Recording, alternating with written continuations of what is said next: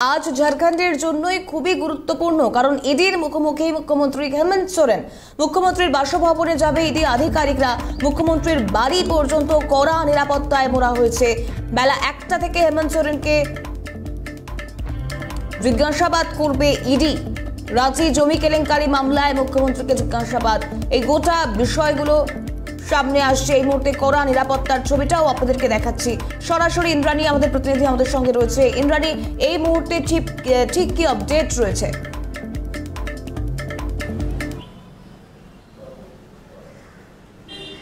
দেখো, হেমন্ত সোরেন অর্থাৎ ঝাড়খণ্ডের যিনি মুখ্যমন্ত্রী, তাকে নিয়ে কিন্তু নাটকীয়তা চলেছে গত 48 ঘন্টা ধরে।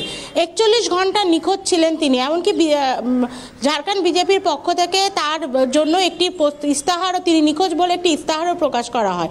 তারপরেই দেখা যায় যে রাঁচিতে নিজের বাসভবনে বিধায়কদের সাথে এবং দলের গুরুত্বপূর্ণ নেতাদের সাথে বৈঠক করছেন হেমন্ত সোরেন। ঘটনার সূত্রপাত হয় হেমন্ত সোরেনের দিল্লির বাড়িতে ইডির তল্লাশি নিয়ে। হেমন্ত সোরেন দিল্লি আছে এরকম খবর পেয়ে ইডি তার দিল্লির বাসভবনে পৌঁছে যায়। সেখানে গিয়ে দেখা যায় হেমন্ত সোরেন নেই, কিন্তু তল্লাশি চালিয়ে 36 লক্ষ টাকা, 2টি BMW গাড়ি এবং বেশ কিছু গুরুত্বপূর্ণ নথি উদ্ধার করে ইডি। এরপরে হেমন্ত সোরেন কোথায় আছে সেই খোঁজ চালাতে শুরু করে ইডি। এমনকি তিনি পালিয়ে গেছেন বা তিনি দেশে নেই এরকমও প্রচার শুরু হয়ে যায়। দিল্লি বিমানবন্দরে দেখা যায় হেমন্ত সোরেনের চার্টার্ড ফ্লাইট দাঁড়িয়ে আছে, কিন্তু হেমন্ত সোরেন নেই। দিল্লি বিমানবন্দরকেও সতর্ক করে দেয় এনফোর্সমেন্ট ডিরেক্টরেট।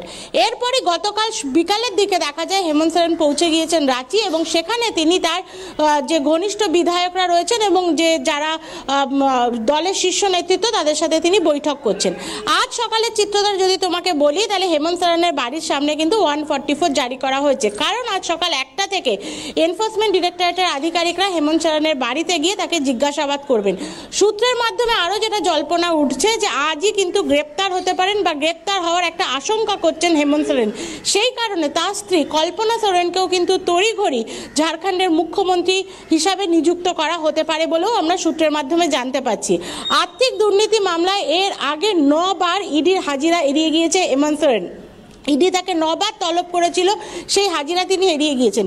তারপর 29 এবং 31শে জানুয়ারি দুদিনের মধ্যে যে কোনো একদিন হেমন্ত সোরেনকে হাজিরা দিতে বলা হয়েছিল, কিন্তু এই দুটো ডেট, এই 29 তারিখের ডেটও তিনি এড়িয়ে যান। তার বদলে তিনি দিল্লি চলে আসেন বলে ইডির কাছে খবর ছিল।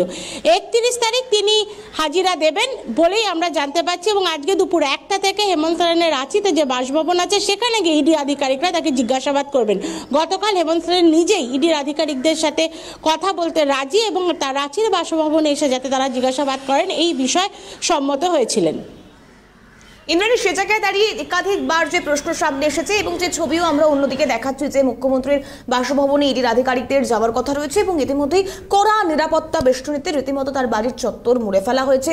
সেক্ষেত্রে বারংবার এই একটাই প্রশ্ন সামনে এসছে, অর্থাৎ হেমন্ত সোরেন তিনি ইডির মুখোমুখি হবেন কিনা। এই যে প্রশ্ন দোটানা দীর্ঘদিন না থাকা এই গোটা পরিস্থিতি, সেক্ষেত্রে ঝাড়খণ্ডের রাজনীতিতে কতটা প্রভাব ফেলতে পারে?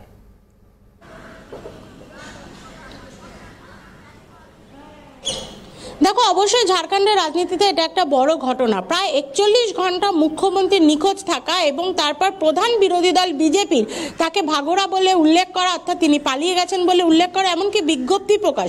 বুঝতেই পারছো যে ঝাড়খণ্ডের রাজনীতিতে এই মুহূর্তে কিন্তু একটা উত্তাল অবস্থা চলছে।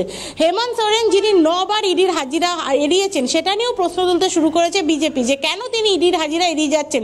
তাহলে কি আর্থিক দুর্নীতি মামলায় সরাসরি তার কোনো যোগসাজশ রয়েছে, যার তথ্য প্রমাণ ইতিমধ্যে এনফোর্সমেন্ট ডিরেক্টরেটের হাতে এসে গেছে বলে তিনি বারে বারে হাজিরা এড়িয়ে যাচ্ছেন, কারণ তিনি উত্তর দিতে পারবেন না ইডির